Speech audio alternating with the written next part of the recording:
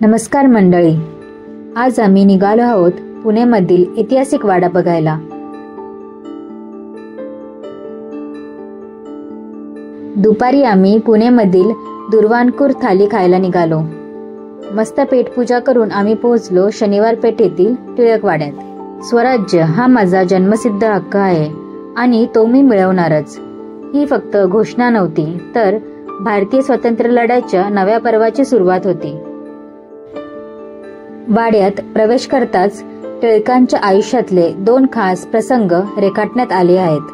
पुण्याच्या मध्यभागी शनिवार पेठेमध्ये असलेला केसरी वाडा म्हणजे केवळ एक वास्तू नाही, तो आहे स्वातंत्र्य चळवळीचा साक्षीदार आणि लोकमान्य टिळकांच्या कार्याचा केंद्रबिंदू।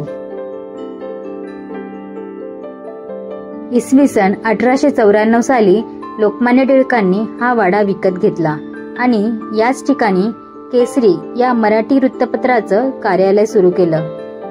या वाड्यातूनच केसरी आणि मराठा ही इंग्रजी वृत्तपत्र चालवली जात।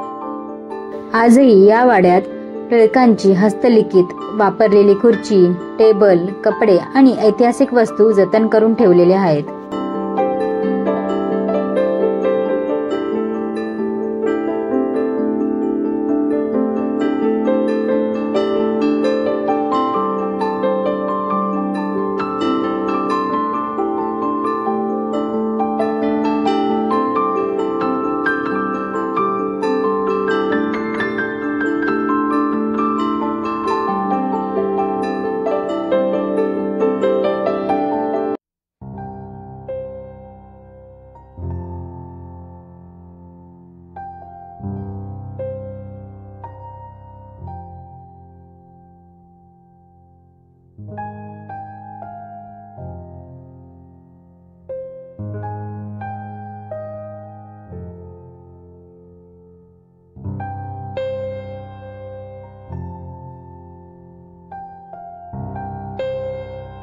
त्यांच्या लेखांचे ओरिजिनल हस्तलिखित पानं, केसरी वृत्तपत्रांची जुन्या प्रती, त्यांनी जेलमध्ये लिहिलेली पुस्तकं, हे सगळं इथे जपून ठेवण्यात आलेलं आहे।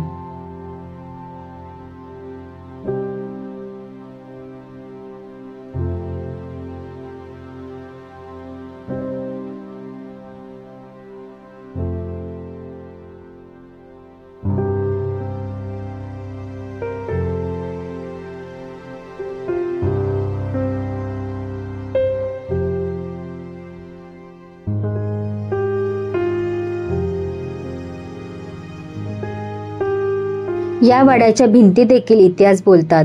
इथे बसून टिळकांनी अनेक ऐतिहासिक निर्णय घेतले, योजना आखल्या आणि विचारांचं वादळ घडवलं।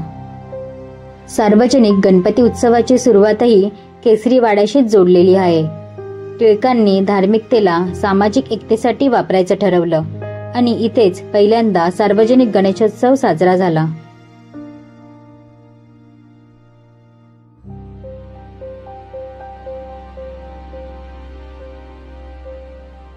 गणपतीच्या माध्यमातून समाजात एकता निर्माण झाली आणि याचं रूपांतर पुढे स्वातंत्र्याच्या लढ्यात झालं। आज केसरीवाडा सर्वांसाठी खुला आहे। इथे दररोज विद्यार्थी, अभ्यासक, इतिहासप्रेमी आणि पर्यटक भेट देतात।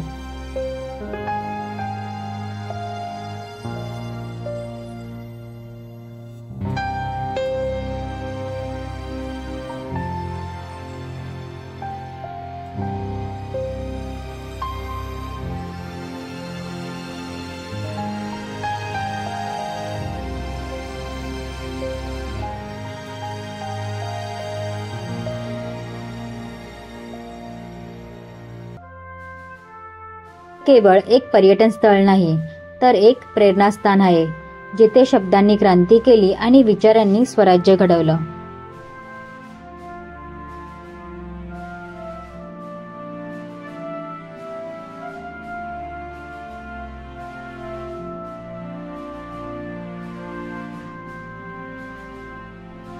जर तुम्ही पुण्यात आलात तर इथे एकदा नक्की भेट द्या।